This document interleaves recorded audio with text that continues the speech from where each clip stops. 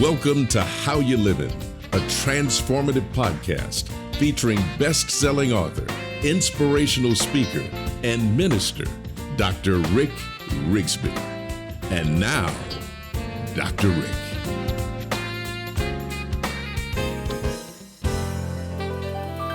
Hello, friends. Thanks so much for listening today. I want to discuss the topic of being relentless. People who are relentless are constant, incessant, persistent, and fierce.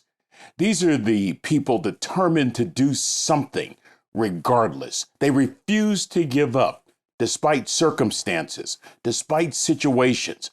It's been said, being relentless and having purpose offers opportunities because those two things can make you great at anything. You not only reshape how you live your life, but others as well. Napoleon Hill once said, "You can achieve the impossible with a singleness of purpose and a burning desire to accomplish that purpose." That speaks at the heart of being relentless.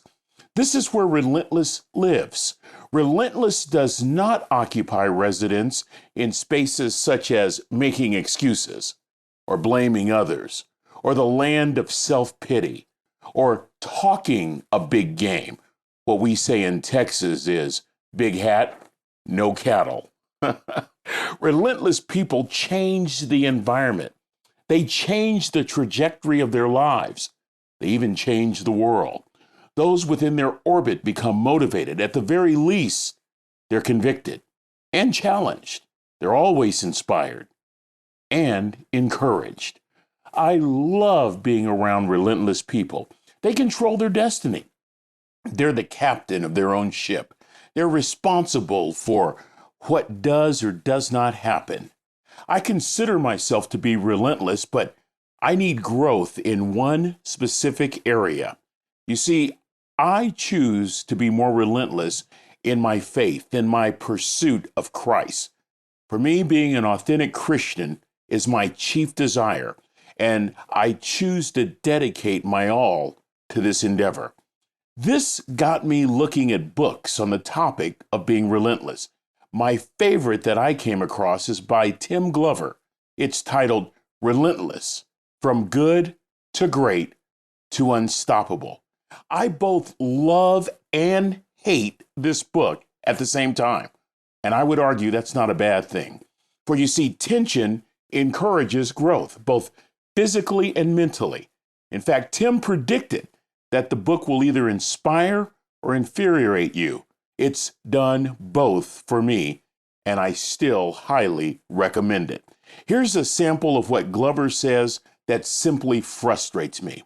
Quote, "What you won't find in this book is a lot of garbage about passion and inner drive. I don't have any feel-good strategies for dreamers who love to talk about thinking outside the box. There is no box. I'm going to show you how to stop thinking about how you're going to think and do something instead." End quote. And now, here's a sample of what Glover says that inspires me. "What you won't find in this book is a lot of garbage about passion and inner drive. I don't have any feel-good strategies for dreamers who love to talk about thinking outside the box. There is no box. I'm going to show you how to stop thinking about how you're going to think and do something instead." End quote. You got it. Glover's book forced me out of my comfort zone. I got to be honest with you. His book rocked my world. His book forced me to expand my world of motivation. Now, I don't completely, totally agree with Glover. For example, I believe in motivation, and I don't believe passion and inner drive are garbage. However, I have to confess, at the end of the day, do something. At the end of the day, we must do something. We must go beyond the realm of words. We must accomplish something.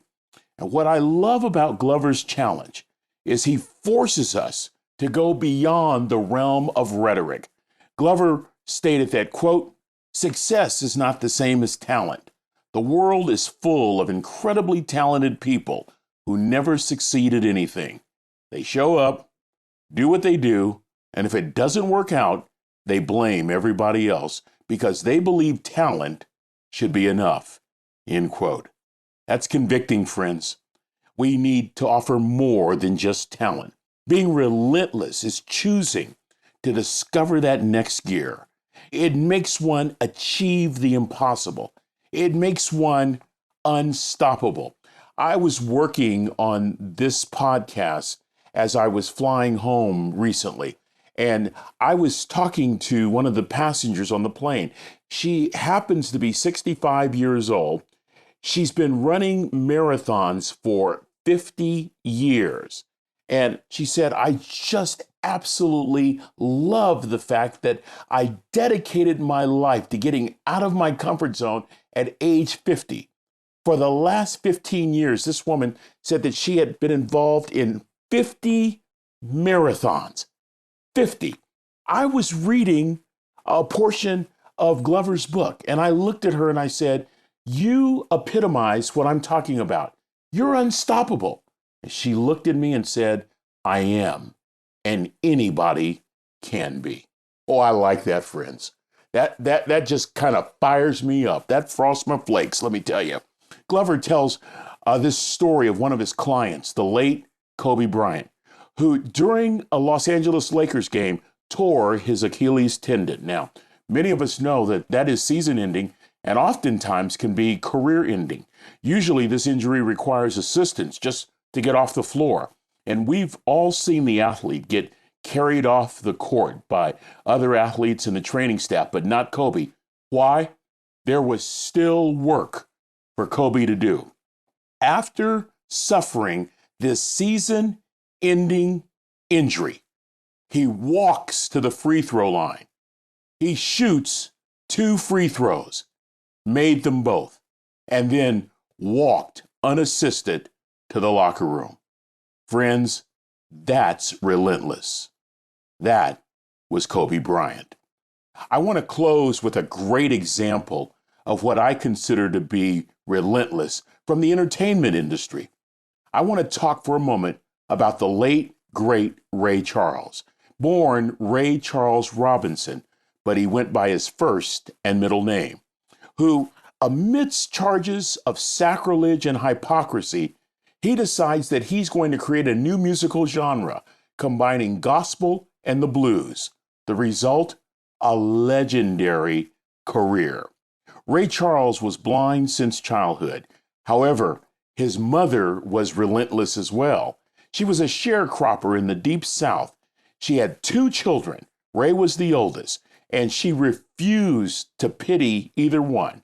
She refused to pity her son and would not allow Ray to feel sorry for himself either. His mother would often say, Ray, you're blind, but you're not stupid. I like that, friends. Ray learned how to see with his ears, something that served him well his entire life. I really enjoyed the biopic titled Ray, starring Jamie Foxx, who, by the way, won an Academy Award for his portrayal of the famous singer.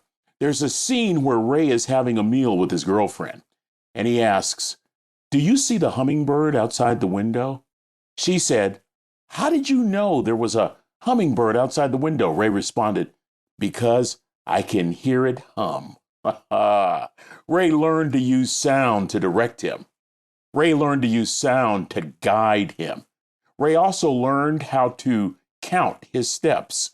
When he left his girlfriend's house to return to the hotel later that day, Ray memorized how many steps he needed to take before making a particular turn. He walked from his girlfriend's house back to the hotel by himself, totally unassisted.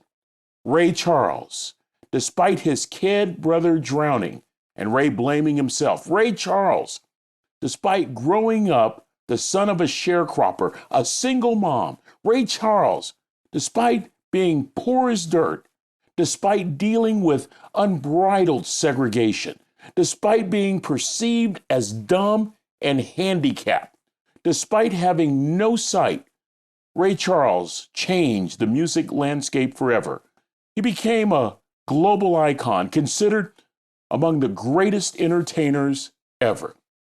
Friends, there's a word that captures Ray's success: relentless. Not talent, not money, not background, not experience, not education, not connections. Relentless. You see, it's not about what you don't have, but rather what you're willing to do.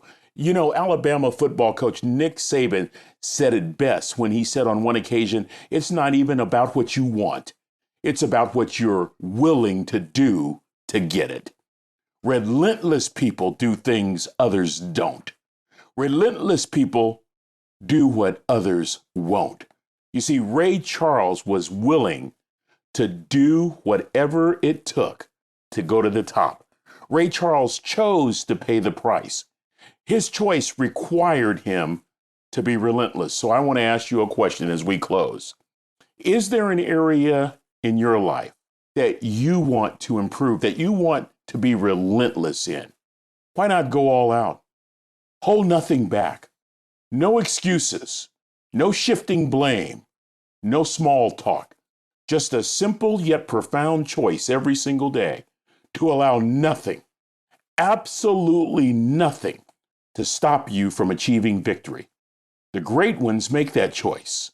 LeBron, Kobe, Billie Jean, Serena, Tiger, MJ, Disney. And guess what? We can make that very same choice as well. Relentless. It all begins with a choice. Well, friends, that's going to do it for this episode. Until we meet again, this is Dr. Rick asking the most important question I can ask. How you living? Are you ready to make an impact in your world right now?